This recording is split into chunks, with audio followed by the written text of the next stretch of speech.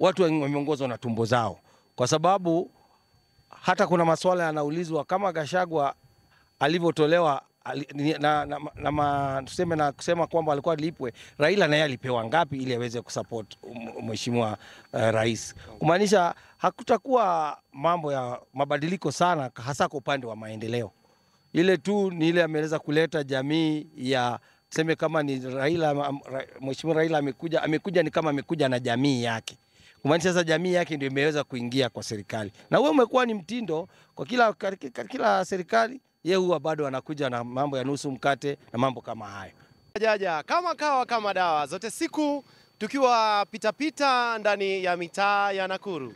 Leo hii tumesimama hapa na hawa wazee na ambao pia watakuwa wanazungumzia ziara ya rais kule Mlima Kenya ilikuwaje, imepokelewa vipi na wananchi kote nchini Kenya. Ni mpishe mwenzangu wanamuita MC Kehoria. MC Kehoria atakuwa anatueleza ameipokea habari hii vipi kuhusiana na matembezi au ziara ya rais kule Mlima Kenya.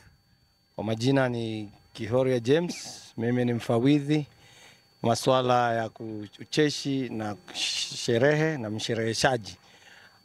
Katika swala ambalo tumeweza kuguzia ni kwamba rais ameenda kule pande za Mlima Kenya, na kusema kweli hakuna impact yoyote ambayo imefanyika huko.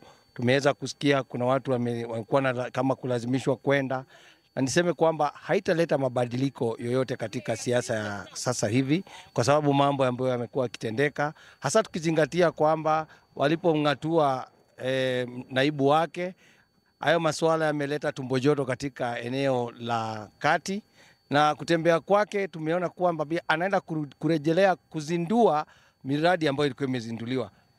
Hiyo ni sana, kwa kifupi nikisema pesa zinatumika kufanya mambo ambayo yalikuwa yamefanyika. Kwa hivyo kusema kweli hakuna jambo ambalo anaenda kubadilisha, na wengi wenye wako kule kiwasiliana nao wanasema hata wajaona tofauti ya yeye kuja na kutoenda. Kwa hivyo kwa masuala yao kutembea kwake, nafikiri haikuwa wakati mwafaka wa kuweza kutembea, kwa sababu bado kuna hayo makasiriko ya William Ringatua naibu wake, na pia katika hali ya maisha vile iko. Maisha yamekuwa ghali sana na inatatisha hata wakazi wa mlima. Nakumbuka wale ni wana biashara, wakulima, na ushuru ambao umekuwa juu kwa mambo mengi imekuwa ni ya kuwagandamiza, kuanzia mambo ya hata mbolea, mbegu na mambo kama hayo. Labda pengine utueleze, kuna hili jambo ambalo kwamba rais akihojiwa alizungumzia na akasema kwamba alikuwa ameitishwa shilingi bilioni 10 na Gachagua, ili labda pengine ampe nafasi kuwa rais kwa mhula wake. Ni swala ambalo huwezi jua, kwa sababu hao watu walikuwa hawa wawili wakifanya hiyo mikakati, na pengine hakukuwa maandishi ya kusema utanipa ama hautanipa. Na sasa mambo kama haya yanatokea kwa sababu tunaanza kuyasikia, kwa sababu tayari kumekuwa makasiriko baada ya kukosana kwao, ndio mambo yanajulikana. Na ndio mara mingi unakuta hakuna siri ya watu wawili, pengine mmoja afe, lakini kama yule mwingine yuko, mambo mengi yatatoka. Labda pengine uzungumzie uhusiano wa jamii ya Mount Kenya na jamii zingine za Kenya. Kusema kweli, bila kuweka ukabila ama kumekuwa na utengamano. Kuna watu wanaendelea kufanya biashara pamoja, wamekaanisha pamoja. Hakujatokea hata jambo ama swala moja kuonyesha kuna mambo machafuko ama mambo kama hayo.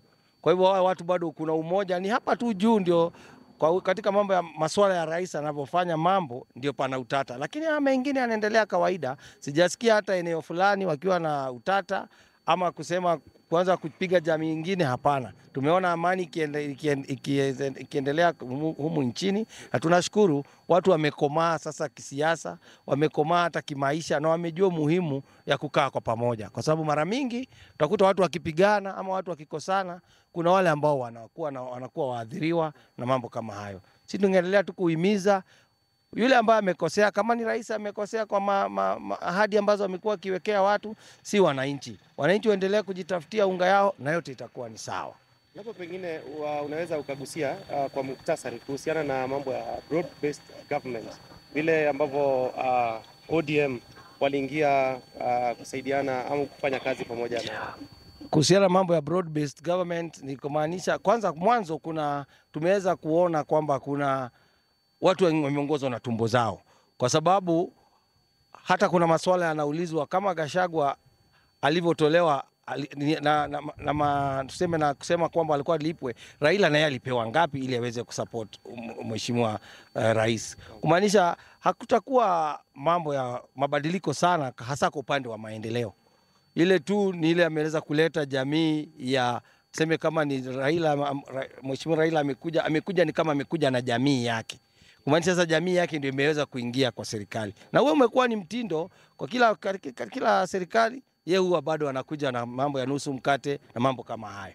Hapa pengine uzungumzie katika hilo kuingia kwa serikali, na ni mazoea yake. Yes. Inafaidi vipi jamii yake? Kusema kweli sasa tumeanza kuona jamii yake kama wengine wamewekwa kwa nyadhifa mbalimbali ambazo ni kama za fedha. Kumaanisha sasa hata miradi sasa ni kidogo tu tutaanza kuona miradi imeanza kuelekea upande wa Nyanza, na yote ni sawa kwa sababu sasa lazima kila mtu avute mwamba upande wake. Ndio hiyo. Mwisho kabisa, labda pengine ukizungumzia swala la Mlima Kenya, je, huenda ikawa labda ni ule kwa ule msemo wa Kikwambo unasema mlimo wa gushoka niguoria gamundu? Kwa mara nyingine utakuta hiyo ni msemo mzuri ya Kikuyu na huwa inazingatiwa, kwa sababu utaangalia unapofanya kitu na unarejelea hilo jambo tena, ile ndio inakuwa ni makosa. Tusema kosa si kosa, kosa ni kurudia kosa. Rais angelikuwa katika hali yake angekubali kuongoza bila kumuingiza katika serikali. Kumaanisha ataingia vile tunasema, vile Waswahili husema, ameingiza kichwa, sasa mwili mzima pia itaingia. Ndio hiyo. Mwisho. Asante. Asante. Vile mimi kwa majina ni James Nyamweya. Rais kabla hajaenda Mlima Kenya alisema mama mboga Gurubaro ndio hii nimeweka hapa nyuma. Gurubaro ndio hii. Najaribu kutembea na hii Gurubaro. Nimechoka. Hii Gurubaro najaribu kutembea nayo kufanya biashara hakuna. Tungeomba rais hata kama akiwa pale Mlima Kenya, maendeleo tunataka ni industry sifufuliwe. Kama hapa Nakuru asikuja aseme barabara tuko na industry 150 kuanzia Sirio, Milling Corporation, KCC, Paretram na Eveready na zingine mingi, sote zimerara. Kama zimerara, vijana wetu wataandikwa wapi? Kama sisi watu wa Gurubaro hapa tunajaribu kusunguka ati tuinue, hakuna mtu atainua jamii. Kama ako na uwezo ya kuinua jamii mambo ya microfinance, asapoti mama mboga, asapoti mimi kama wa Gurubaro, tukiinuka tutasema tunaona maendeleo. Lakini sisi tunaona shida ni ile ya kawaida, hakuna maendeleo yoyote. Labda pengine ukizungumzia hilo jambo la microfinance, kuna ule mradi ambao kwamba alipoingia kwenye uongozi alizindua ile Hustler Fund. Sijui kama labda pengine umepatana naye na kusaidia vipi? Hustler Fund alileta shilingi 500. Hata kulipa nao inatushinda kulipa juu hatuna njia ya kukura, njia ya kupata mapato. Lazima upate pesa ambayo inakuinua ndio upate pesa ya kulipa. Sasa hiyo 500 hatatuoni kama ilitusaidia. Bado changamoto ndio hizo tuko nazo, hata kuinua kusomesha watoto yetu ni shida. Ukikuja mambo ya kuinua wale watoto ambao jamii maskini, wale watoto wamekuwa orphans, watoto wazazi wote wamekufa. Hata kupata watoto wasaidiwe ni ngumu. Unapata wale ambao wanajiweza tena watoto yao, jamii zao ndio tena wanasaidiwa. Sijui kama mimi ndio ninaona vibaya. Hata juzi nilikuwa Kisii, niko na orphans wako hapo, wazazi wamekufa, watoto wamesoma, na hata mimi pia ni orphan tu. Nilipoteza mzazi mmoja akapaki, na niko na watoto wanasoma. Sina njia ya kuwafundisha. Labda pengine uzungumzie kuna tetesi kwamba atakaye kuwa aking'ang'ania ama akigombea kiti cha urais mwaka 2027 ni Matiang'i. Sijui hilo utalizungumzia vipi? Mimi naomba Matiang'i akikuja asaidie Wakenya wote. Aseme yeye amechaguliwa na Wakisii ama kabila fulani.